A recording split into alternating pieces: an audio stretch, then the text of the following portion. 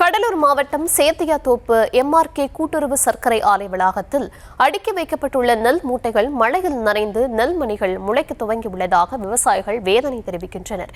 விவரங்களை தர இருக்கிறார் செய்தியாளர் வினோத். விவரங்களை வழங்கலாம்.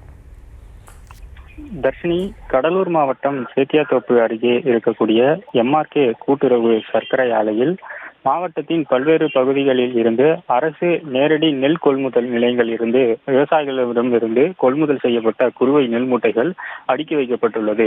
திறந்த வெளியில் சுமார் 7500 மெட்ரிக் டன் நெல் மூட்டைகள் அடுக்கி வைக்கப்பட்டிருக்கக்கூடிய நிலையில் சேத்தியாத்தோப்பு அதன் சுற்றுவட்டார பகுதிகளில் சமீபத்தில் பெய்த கனமழை காரணமாக அந்த மூட்டைகள் எல்லாம் மழையில் நனைந்து தற்பொழுது நன்கு முளையிட துவங்கியிருப்பது விவசாயிகளை வேதனையில் ஆழ்த்தியிருக்கிறது. தொடர்ந்து இது குறித்து தகவலை கேள்விப்பட்ட புவனகிரியினுடைய மக்கள் பிரதிநிதிகள் அங்கு நேரடியாக சென்று ஆய்வு நடத்த முற்பட்ட பொழுது தமிழ்நாடு நுகர்பொருள் வாணிப கழகத்தினுடைய ஊழியர்கள் அந்த நனைந்த நெல் மூட்டைகளை முளையிட துவங்கிய நெல் மூட்டைகளை எல்லாம் தார்பாய்களை கொண்டு வட இந்திய தொழிலாளர்கள் மூலம் மூடி மறைத்த சம்பவமும் அரங்கேறிப்பது அதிர்ச்சியை ஏற்படுத்தியுள்ளது.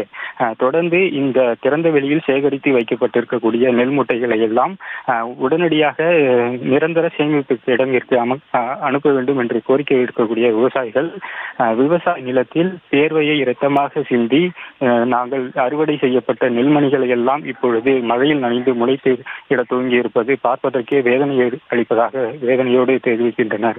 தொடர்ந்து அரசு உடனடியாக இந்த திறந்த வெளியில் சேமித்து வைக்கப்பட்டிருக்கக்கூடிய நெல் மூட்டைகளை சேமிப்பு கிடங்கிற்கு மாற்ற வேண்டும் என்று விவசாயிகள் கோரிக்கை விடுப்பதோடு காசாவில் ஒருவேளை உணவிற்கு கூட மக்கள் கஷ்டப்பட்டு வரக்கூடிய சூழலில் இங்கு லட்சக்கணக்கான நெல் மூட்டைகள் நனைந்து வீணாகி இருப்பது விவசாயிகளை வேதனையிலும் வேதனை அளிப்பதாக இருக்கிறது.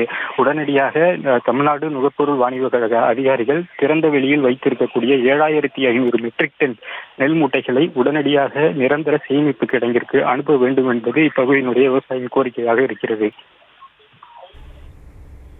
விவரங்களுக்கு நன்றி.